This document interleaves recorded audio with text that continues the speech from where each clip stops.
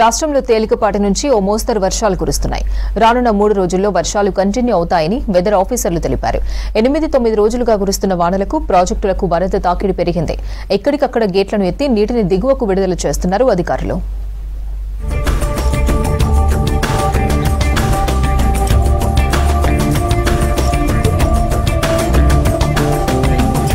ఉమ్మడి వరంగల్ జిల్లా వ్యాప్తంగా వారం రోజులుగా ముసురు కంటిన్యూగా కురుస్తోంది. భారీ వర్షాలకు గోదావరి ఉప్పొంగి ప్రవహిస్తోంది.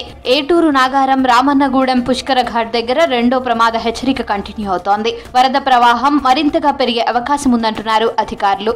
ఏటూరు నాగారం రామన్నగూడెం గోదావరి పుష్కర ఘాట్ దగ్గర వరద ఉధృతంగా కొనసాగుతోంది. రెండో ప్రమాద హెచ్చరిక జారీ చేశారు అధికారులు.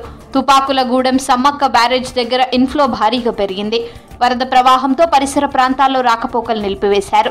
భద్రాచలం వెంకటాపురం వెళ్లే ప్రయాణికులు ఏటూరు నాగారం మనుగురు మీదుగా వెళ్లాలని విజ్ఞప్తి చేశారు అధికారులు.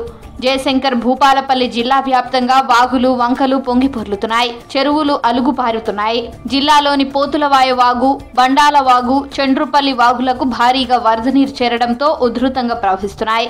వరద ప్రవాహానికి కాటారం మేడారం ప్రధాన రహదారిపై రాకపోకలు నిలిచిపోయాయి. దీంతో మరో మార్గం ద్వారా వెళ్తున్నారు ప్రయాణికులు.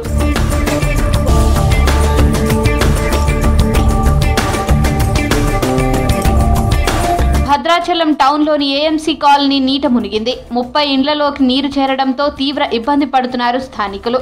ఆంధ్ర తెలంగాణ సరిహద్దులో ఉన్న స్లూయిస్ వాల్స్ పనిచేయకపోవడంతో పట్టణంలోని బ్యాక్ వాటర్ గోదావరిలోనికి వెళ్లడం లేదు.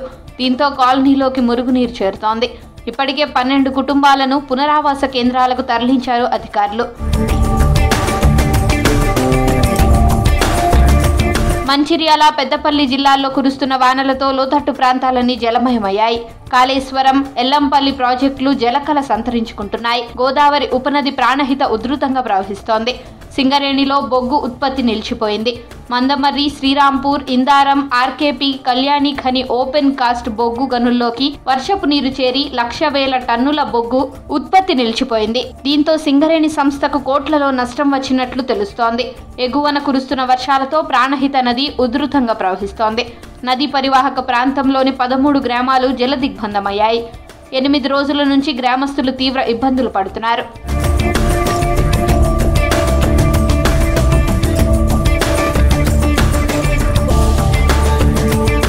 ఆల్మట్టి నారాయణపూర్ నుంచి జూరాల శ్రీశైలం ప్రాజెక్టులకు వరద పోటెత్తుతోంది.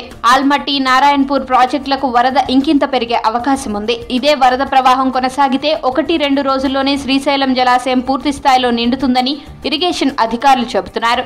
అటు జూరాల ప్రాజెక్టు 37 గేట్లు ఎత్తి వరద నీటిని దిగువకు వదులుతున్నారు అధికారులు. నాగర్ కర్నూలు జిల్లా కొల్లాపూర్, పెంట్లవెల్లి మండలంలోని నదీ తీర ప్రాంతాల్లో రెవెన్యూ, పోలీస్ అధికారులు పర్యటించారు.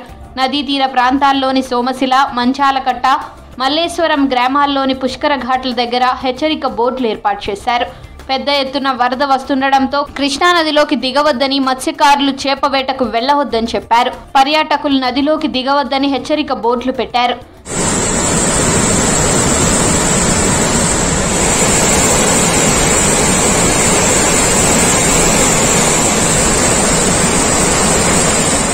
రాష్ట్రంలో మరో 3 రోజుల పాటు వర్షాలు పడతాయని ఐఎండీ వెల్లడించింది. దాంతో అధికారులు అప్రమత్తమయ్యారు.